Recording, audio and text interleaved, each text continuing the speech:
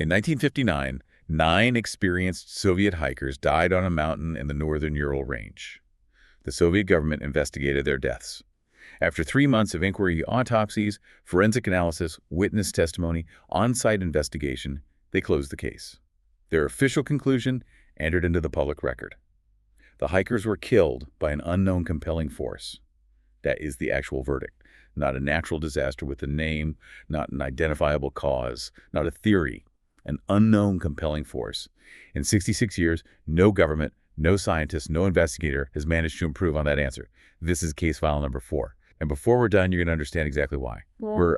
We're opening the forensic record today. You are looking at a closed file. But the architecture of a state cover-up is usually visible if you know exactly where the mortar's cracking. Right. It's about isolating the facts. Exactly. Our objective in this deep dive is to isolate the physical, biological, and biomechanical facts of February 1959 from the state-sanctioned narratives. Because we have the unredacted autopsy reports now. We do. We have the declassified internal memos, the suppressed witness testimonies, and the modern forensic reevaluations. We are placing every single piece of it on the table. To understand the anatomy of this event, we first have to construct the environment. You really can't separate the physical evidence from the geopolitical reality of the time. January 1959, the Soviet Union. Yes. Joseph Stalin has been dead for 6 years, but the bureaucratic machinery of state paranoia that he engineered is fully operational. The Cold War is at an absolute peak. Right, the space race is accelerating at a terrifying velocity. Exactly. So the concept of a state secret in this era is not just a matter of classification. It's not a stamped folder. It is quite literally a matter of state survival. Information is sequestered by default. Precisely. The truth is a commodity strictly managed by the state apparatus. And against this specific backdrop, 9 young people pack their rucksacks. They lace up their stiff leather ski boots, they shoulder canvas tents, and they board a train heading north. Into the deep freeze of the Sverdlovsk Oblast. Their destination is a specific mountain in the northern Ural Range. A mountain the indigenous Mansi people call Kalat Shayal. Yes, which translates directly into English as Death Mountain. And we need to be incredibly precise about who these 9 people were, because the profile of the victims dictates how we must interpret their final actions. They weren't amateurs. Not at all. These were not weekend hobbyists out for winter stroll. They were students and graduates of the Ural Polytechnical Institute. They were undertaking what the Soviet sports bureaucracy classified as a Category 3 expedition. Which is the highest possible rating. The absolute highest difficulty rating available in 1959 Soviet recreational mountaineering. To translate this into a modern context for you, this is the equivalent of elite alpine survival standards today. You had to qualify just to request the route. Right. Every single member had successfully completed a prescribed number of grueling, multi-week winter treks, and they didn't have GPS. No satellite phones, no Gore-Tex. Exactly. They were hauling heavy, moisture-absorbing canvas tents, a cast-iron rudimentary stove. They had literally welded themselves. Navigating hundreds of kilometers of hostile, subarctic terrain with just a compass and topography maps. They were highly disciplined, uniquely prepared, and completely in their element. Which brings us to the stark, undeniable baseline of this case file. Whatever occurred on the night of February 1st into February 2nd, 1959, it was not a localized accident resulting from inexperience. It was an event so total, so sudden, and so overwhelmingly devastating that 9 elite mountaineers individuals trained specifically to survive the absolute worst atmospheric conditions the Urals could produce were wiped out. without a single survivor to explain it. Not one of them made it off the slope. So we need to look at the individuals involved because their specific physical backgrounds and psychological profiles become, well, forensically critical when we look at the bodies. Let's lay out the cast of Case File 4. The leader was Igor Dyatlov. He was 23 years old, a radio engineering student. He was brilliant, driven, and highly respected among his peers. He had already commanded multiple Category 3 expeditions. He handpicked this team, he trusted them, and they trusted his judgment implicitly.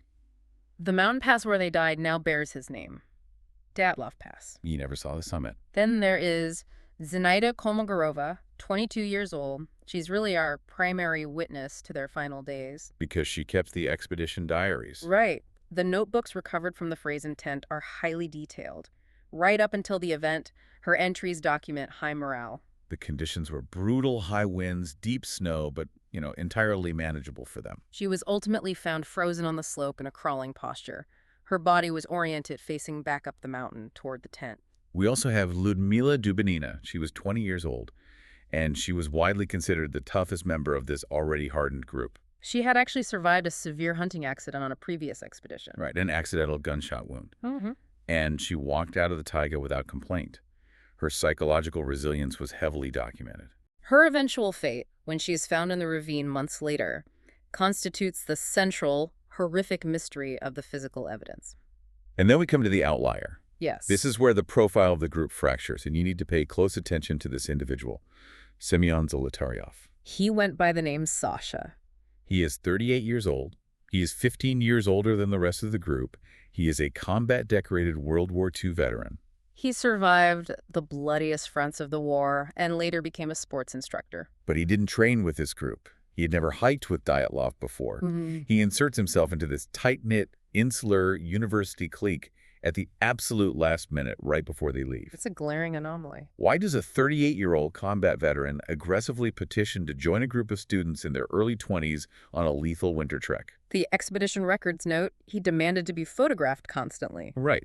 He carried his own camera equipment, plural, and was intensely protective of it. We are going to return to Zolotaryov because his presence acts as a shadow over everything that follows. Finally, we must note the 10th member, the one whose survival provides the timeline, Yuri Yudin. 21 years old, a geology student. He sets out with the team on January 27th. But on the 28th, just one day into the deep wilderness, an old ailment flares up. Severe joint pain in his knee and hip. Probably sciatica or rheumatism. It renders him unable to ski. He makes the forced decision to turn back. He says goodbye to the other 9 at the last logging settlement, Sector 41. He gives his share of the supplies to the group. And he watches them ski away into the white horizon. Yudin lived to be 75 years old. He died in 2013. Having spent his entire adult life haunted by the mystery, desperately trying to uncover what he was spared from. He never found out. So we fast forward. By February 20th, the group has missed their mandated telegram check-in to the sports club in Sverdlovsk. The Institute sounds the alarm. The Soviet military and civilian search parties are mobilized. Aircraft are sent up. Trackers on skis fan out across the Urals. And on February 26th, on the eastern slope of Kolotsiakol, a search party using avalanche probes finds the tent. It is partially collapsed, heavily buried under a layer of snow. But it is what they find upon inspecting the canvas that cracks this case wide open. The forensic analysis of the tent was conducted at the Sverdlovsk Forensic Laboratory by senior expert Henrietta Trekina. This was in April of 1959. Her findings are unequivocal. The tent was cut open from the inside. Not torn by the fierce Ural winds, not slashed by an external attacker, animal or human. Someone inside took a blade to the heavy canvas, made several exploratory peek holes, and then dragged the knife downward in massive slashes. To create an emergency exit. Yeah. Put yourself in that tent at 2.8 m. It is a heavily insulated, thick canvas structure.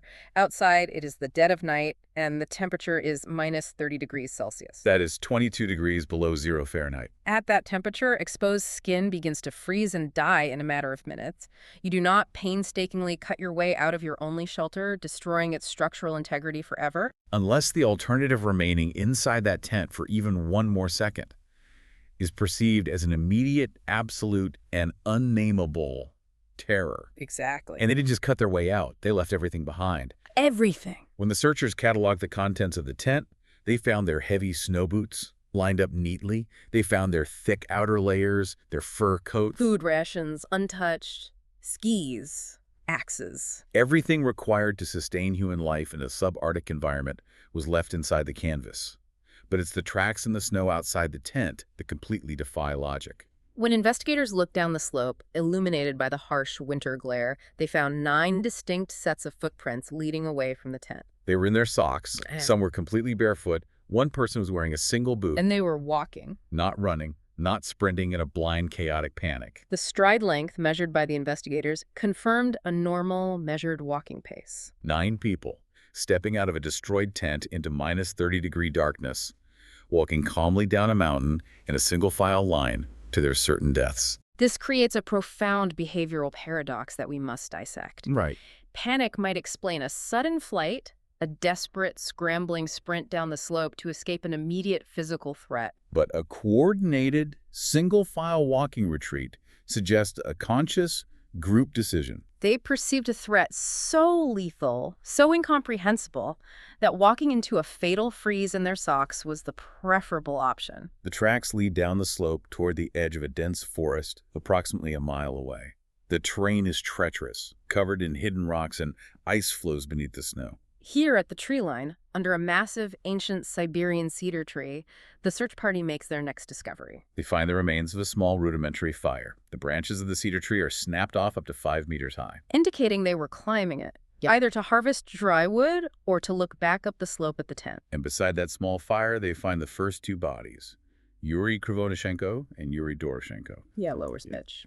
They are found in only their underwear. The medical examiner's report details something deeply unsettling here. Krivonyshenko had third-degree burns on his hands and his feet. These were not post-mortem burns from a dead body rolling into the embers. The tissue response, the blistering and coagulation, indicated he was conscious and alive when his flesh burned. Furthermore, he had bitten through his own knuckle. He had bitten down with such immense jaw force that he tore through his own skin, through the muscle, and scraped the bone. The forensic speculation in the official file suggests this was a desperate biological response. He did this to artificially stimulate pain to stay awake as hypothermia dragged him into unconsciousness. Or to forcefully suppress a scream. We have to look at the biomechanics of this moment. We are looking at the terminal stages of severe hypothermia. You mentioned they were found in their underwear. We must explain the physiological mechanism of paradoxical undressing. Right, because hypothermia does strange things to the brain. As hypothermia sets in, your body fiercely constricts its peripheral blood vessels to keep warm blood trapped at your core, protecting your vital organs. But right before you die, the muscles controlling those blood vessels exhaust and fail. Vasodilation occurs. Warm blood rushes rapidly back to your freezing extremities and skin. Your dying brain registers this sudden flood of relative warmth as extreme burning heat. You feel like you're literally on fire, so you rip your clothes off in the snow in a terminal delirium. That explains the lack of garments.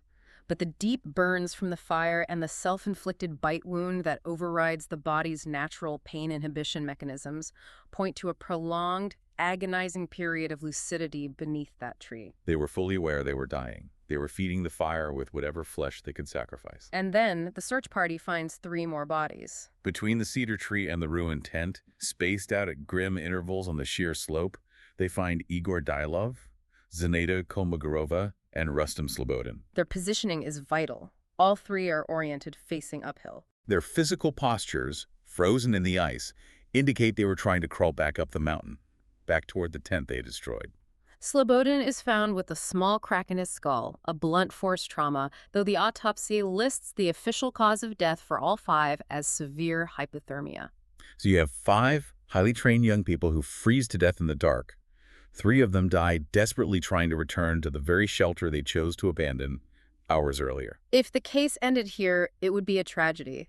A bizarre, inexplicable, perhaps chemically induced panic leading to exposure. It would be a dark footnote in Soviet mountaineering history. Yeah. But the case doesn't end here. No, because winter ends, May arrives. The deep snowpack in the Urals finally begins to melt. On May 4th, 1959, a local Mansi hunter is assisting the ongoing search. His dog alerts to a depression in the snow, deep in a ravine, roughly 75 meters further into the forest from the cedar tree. The searchers dig down through 4 meters of hard-packed snow. There, at the bottom of the ravine, lying in a small meltwater stream, they locate the remaining 4 members of the expedition. Alexander Kolovatov, Nikolai Thibault-Brignol, Semyon Zolotaryov, and Lyudmila Dubinina. This is the moment the Dyatlov Pass investigation breaches the limits of natural explanation. The forensic evidence extracted from this ravine is what elevates this from a tragic exposure event to an enduring physical impossibility. We need to pull the autopsy reports. Dr. Boris Vozhvozdeny is the Soviet forensic pathologist tasked with examining these 4 bodies. He is highly experienced. He works in Sverdlovsk. He has seen brutal industrial accidents, homicides, severe exposure cases. He knows what trauma looks like. He examines Nikolai Thibault-Brignol first. He documents a massive skull fracture, The bone is shattered in a way that is entirely inconsistent with a simple flip and fall in the snow. Vozrozhdeny notes that the trauma requires a strike by an object of significant mass or the body being thrown against a solid surface at high velocity. Then he examines Semyon Zolotaryov, the 38-year-old veteran, and Lyudmila Dubinina, the toughest of the group. They both present with massive, catastrophic bilateral chest trauma. Their ribs are fractured. And I do not mean a single cracked rib from a fall. Multiple ribs snapped, pulverized, and crushed completely inward into their chest cavities on both sides. Dr. Vozrozhdeny searches for a professional analogy to convey the sheer scale of the violence to the state investigators. He writes that the physical kinetic force required to compress and shatter a healthy human rib cage to this degree is comparable to the force of a high-speed car crash. And here's the physical impossibility that Dr. Vozrozhdeny could not reconcile and which you must visualize. You have internal skeletal trauma equivalent to an automobile collision. The bones are pulverized. The organs beneath them are hemorrhaging. Yet there is zero external tissue damage. Zero. There are no lacerations on their skin. There is no blunt force bruising. There are no scrape marks, no abrasions, no puncture wounds. From the outside, their torsos look completely untouched. Wait, stop there. We have to push back on this because it defies the fundamental laws of physical mechanics. It does. You cannot crush a human rib cage to dust without leaving a mark on the skin. If a boulder falls on you in a ravine, it shreds the epidermis, it tears the muscle, it leaves massive subcutaneous bruising. If a bear or an animal strikes you, it leaves lacerations. Right. So how do you apply the localized kinetic force of a car crash to a human body, shattering the internal skeletal structure while bypassing the skin entirely? To understand the mechanics of this, you have to imagine concussive force. Imagine placing a thick, heavy telephone book flat over your chest and having someone strike that book with a sledgehammer. The heavy paper of the book protects your skin from tearing, from scraping, and from localized bruising. Exactly. But the concussive shock wave, the massive transfer of kinetic energy travels straight through the paper, bypassing the surface, and pulverizes your ribs beneath it. Vozrozhdeny understood this physics. He explicitly states in his official report that these injuries could not have been caused by another human being. The sheer kinetic energy required was too great, and the lack of soft tissue damage ruled out physical blows. It was a wave of pressure. But the autopsy report of Lyudmila Dubinina contains an even darker anomaly. And this is where the clinical reality becomes genuinely horrifying. Lower's pitch. When Dr. Vozrozhdeny examined her face, he documented that her tongue was entirely missing. Lower's pitch. Her eyes were missing from their sockets. Lower's pitch. Parts of her lips and her facial tissue were simply gone. Lower's pitch. The official explanation, appended to the file with deliberate quietness by the state, suggested post-mortem animal scavenging or aquatic decomposition. Because the bodies were found in a small ravine stream. Lower's pitch. The assertion was that running water and natural bacterial decay accounted for the missing soft tissue. However, we must critically evaluate their explanation because it fails under scrutiny. In February, in the northern Urals, that stream would have been frozen solid. The ambient temperatures do not support rapid bacterial maceration. Furthermore, the targeted removal of the tongue, the eyes, and the lips, while the surrounding facial tissue, the cheeks, the forehead, remained largely intact, does not align cleanly with standard aquatic decomposition models. The absence of the tongue, in particular, without corresponding massive damage to the jawbone or the teeth, is anatomically challenging to explain purely through natural decay. Scavengers do not cleanly extract a tongue through a closed jaw. Let's pivot to the physical evidence found on their clothing. Because the trauma isn't the only anomaly in the ravine, we are moving from biomechanics to nuclear physics. When investigators tested the garments worn by the 4 ravine victims, they made a discovery that immediately escalated the classification of this case from a local tragedy to a state secret. Lower's pitch. They found beta radiation. Lowest pitch, specifically trace levels of beta radiation particles were deeply embedded in multiple articles of clothing. Lower's pitch. Primarily concentrated on a sweater worn by Dubinina and the trousers of Krivonyshenko. We need to establish a baseline here. In a standard forensic sweep of a hiker's clothing in 1959, you might find dirt, pine needles, maybe some spilled kerosene from a stove. Lower's pitch. You do not find beta emitters embedded deeply into the wool fibrous particles that indicate exposure to a concentrated radioactive source. The state, however, had an official cover story ready almost immediately. They pointed out that 2 members of the expedition, Krivonyshenko and Kolevatov, had previously worked at the Mayak nuclear facility. The official line was that their clothing harbored residual contamination from their employment, which simply transferred to the others during the tight, enclosed confines of camp life. From a purely superficial standpoint, that explanation possesses a veneer of plausibility. The Mayak facility was the site of the 1957 Kishtim disaster, a massive, unacknowledged nuclear accident that spread radiation across the region. Workers routinely carried trace contamination on their boots and coats. Additionally, the state argued that thorium, a radioactive element, was a common component in the fragile fuel mantles of 1950s camping lanterns.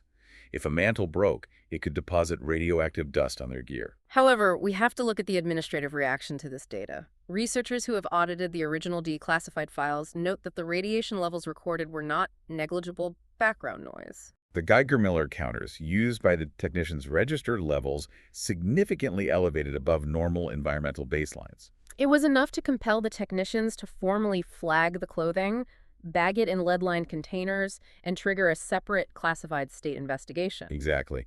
This is where you have to look at the architecture of the cover-up. The state's behavior exposes the lie.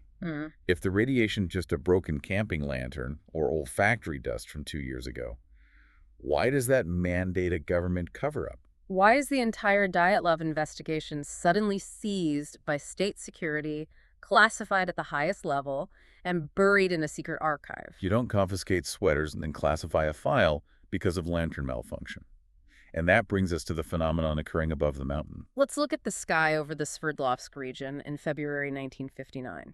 Over a period spanning several weeks, including the exact time frame of the hikers' deaths, multiple entirely independent groups of people across the Ural Mountain region reported an identical anomaly. They saw orange orbs of light. They were described as silent, highly directional, and moving purposefully through the night sky. A separate group of university students, camped about 30 miles south of Dyatlov Pass, filed a formal, documented report of these sightings, detailing the exact time and trajectory. Soviet geological surveying teams working in the adjacent sectors documented the same lights independently in their logs. The indigenous Mansi people gave statements to the police describing shining, disc-shaped objects which they noted were the size of a full moon, emanating a harsh blue-white aura. We must contextualize this within the massive apparatus of the Cold War.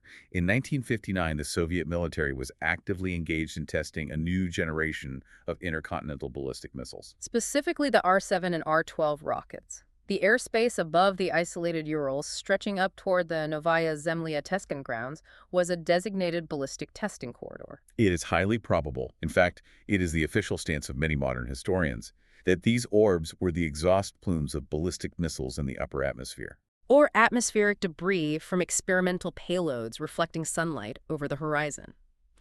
The Soviet state, naturally, had zero intention of confirming classified missile schedules to civilian police investigators or student hikers. But the presence of the orbs is not merely a contextual footnote. It becomes the central pillar of the cover-up because of what the lead investigator did next. Lev Nikitich Ivanov. Pay attention to that name. He is the man the Soviet state appointed as the lead criminal investigator for the Dyatlov inquiry. He's the one who surveyed the shredded tent, who read Dr. Vozdrozdeny's autopsy reports about the crushed ribs, and who handled the radiation data. 31 years later, in 1990, the Soviet Union is collapsing, the iron grip of state censorship is weakening, and Lev Ivanov publishes a public confession in a regional newspaper called Leninsky Put. He admits two monumental facts. First, he states that he and his investigative team personally witnessed these glowing spheres of light while they were on the mountain recovering the bodies in March and April. Second, he confesses that he was summoned by high-ranking regional officials of the Communist Party and given a direct, unequivocal order. Remove all mention of the lights from the official record. Suppress the witness testimonies. Sanitize the file. Ivanov went on the record, in print, with this exact sentence. I suspected at the time, and I'm almost sure now, that these bright flying spheres had a direct connection to the group's death. This is a critical juncture in our analysis. We are no longer dealing with civilian rumor or modern internet conspiracy theories. We have the state's own appointed lead investigator, a man intimately familiar with every shred of forensic evidence, explicitly stating that he was forced to architect a cover-up. Ivanov's public admission proves that the Soviet government recognized an external variable, something in the sky, and deemed it so highly sensitive that burying the truth of 9 dead citizens was the preferable outcome. The state knew that the narrative they were feeding the public was a fabricated construct. And if we want to talk about fabricated constructs, we have to return to the anomaly in the group. We have to go back to Semyon Zolotaryov, the 38-year-old combat veteran. Let's review the timeline. A veteran with an intelligence background attaches himself to a group of university students at the last possible second. During the expedition, his behavior is erratic. He demands constant documentation of himself. He insists on bringing multiple cameras. But look at the night of the event. Put yourself back in that tent. When the canvas is cut, when absolute panic overtakes them, when they flee into minus 30 degrees, Zolotaryov leaves his snow boots. He leaves his heavy insulated jacket. But he takes his camera. He flees into lethal freezing darkness holding a camera. Why? It suggests a profound prioritization of observation over survival. If he believed his primary function on that mountain was to document an event, the instinct to secure the camera might override the instinct to secure his footwear, especially in a state of high physiological stress and shock. And the mystery of Zolotaryov does not end in 1959. It accelerates dramatically in 2013. In 2013, researchers and journalists secure permission to perform an exhumation. They go to the Ivanovsko Cemetery in Yekaterinburg, to the plot officially registered, mapped, and marked as the grave of Semyon Zolotaryov since 1959. They dig through the frozen mud. They extract genetic material from the remains, specifically teeth and bone fragments. It is a rigorous modern DNA extraction process. They run that DNA against Zolotaryov's living relatives. The results are definitive. The DNA of the corpse in the grave does not match the Zolotaryov family line. Yeah. Someone else is buried in Semyon Zolotaryov's grave. Which introduces an extraordinary layer of state intervention. We must be clear, substituting a corpse in a marked grave is not a bureaucratic error. You do not accidentally bury the wrong person in a closed casket when the state is overseeing the funeral. It is an active intelligence operation. In 2020, researchers affiliated with the Dyatlov Foundation synthesized these anomalies into a cohesive framework. They proposed that Zolotaryov was not a civilian hiker, but an active operative working for Soviet intelligence, likely the KGB or military intelligence, the GRU. According to this framework, his assignment was to infiltrate the expedition. The Ural Mountains were a known testing ground. His objective was to observe and, critically, to photograph a specific classified event. Perhaps an atmospheric test? Perhaps an experimental weapons deployment? The orange orbs? Look at how cleanly that theory aligns the data points. He goes up the mountain to document a secret test. He brings the cameras. The test occurs.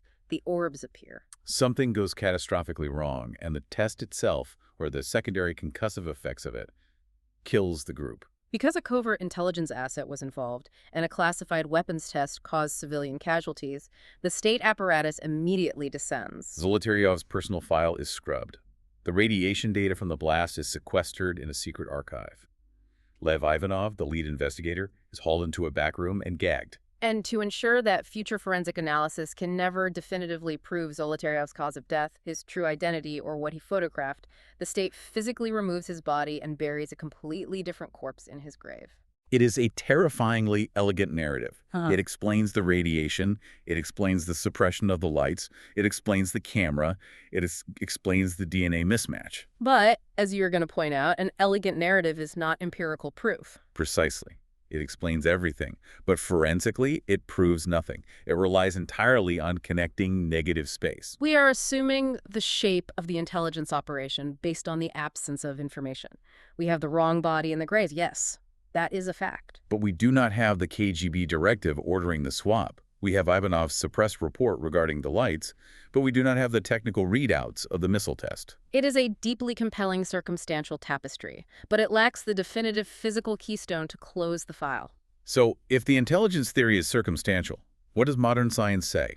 In the decades since, people have demanded a rational, natural explanation that doesn't involve the KGB. Let's examine theory one, the slab avalanche. In 2021, the journal Communications, Earth and Environment published a heavily peer-reviewed study. It was conducted by fluid dynamics researchers at ETH Zurich and the École Polytechnique Fédérale de Lausanne in Switzerland. They built complex, digital simulation models of the topography of Colette cycle, combined with the historical weather data from February 1959. Their conclusion was that a very specific, highly localized natural disaster occurred, a delayed slab avalanche. The theory argues that when Dyatlov and his team pitched their tent on the slope, they had to cut a flat terrace into the snowpack. In doing so, they structurally compromised the snow layers above them. Over the next several hours, harsh, localized downdrafts, known as katabatic winds, deposited massive amounts of dense, heavy snow onto the slope directly above the tent. Crucially, the Swiss team proved that the avalanche wouldn't happen immediately. The delay allowed the hikers to undress, go to sleep, and be completely caught off guard. When the slab finally broke, it wasn't a tumbling wave of powder. It was a solid, rigid block of hard-packed snow dropping directly onto the tent. The physics of the Zurich model are rigorously sound. This is where we return to our sledgehammer and telephone book analogy. Right. A heavy, rigid slab of snow acting as a blunt force object could indeed produce the massive bilateral chest trauma and skull fractures observed in the ravine victims, who may have been positioned at the edges of the tent where the impact was most severe. The snow acts as the book, distributing the force without tearing the skin. It also provides a psychological rationale for the internal knife cuts to the canvas. If a heavy slab pins you down in the dark, inducing immediate claustrophobia, panic, and the threat of asphyxiation, slicing through the fabric is the only viable escape route. Disorientation follows, leading them down the mountain in their socks to succumb to the elements. The Russian government's own renewed inquiry in 2019 leaned heavily on a similar avalanche mechanism. It is the most scientifically robust natural explanation we have. I hear the physics, I understand the fluid dynamics of a snow slab, but wait, let's look at what the Swiss avalanche model conveniently ignores. It leaves a lot out. An avalanche explains broken ribs. It explains a crushed tent. It absolutely does not explain trace amounts of beta radiation baked into Krivonashenko's clothing. No. It does not explain why the indigenous Mansi and the local geology students were watching glowing orange orbs maneuver through the sky at the exact same time. It doesn't explain why a senior Soviet investigator is pulled into a room by Communist Party bosses and ordered to rip witness statements about lights in the sky out of his own case file. And a slab avalanche certainly does not explain why, half a century later, a DNA test proves the government buried a stranger in a World War II veteran's grave. A slab avalanche explains the biomechanics of the injuries. It entirely fails to explain the behavior of the state. Which compels us to evaluate theory 2, direct military involvement. This hypothesis posits that the unknown compelling force was a direct byproduct of the Soviet military-industrial complex. The Urals were a designated zone for testing advanced, unacknowledged technologies. If the hikers inadvertently camped within the footprint of an atmospheric test, or an experimental weapons deployment, perhaps involving localized directed energy, an air-dropped concussive device, or an off-course ballistic payload, the physical anomalies begin to align. A concussive shockwave from a high-altitude detonation or a low-yield pressure weapon could theoretically generate the massive internal kinetic force required to shatter a rib cage while leaving the external epidermal layer completely unmarked.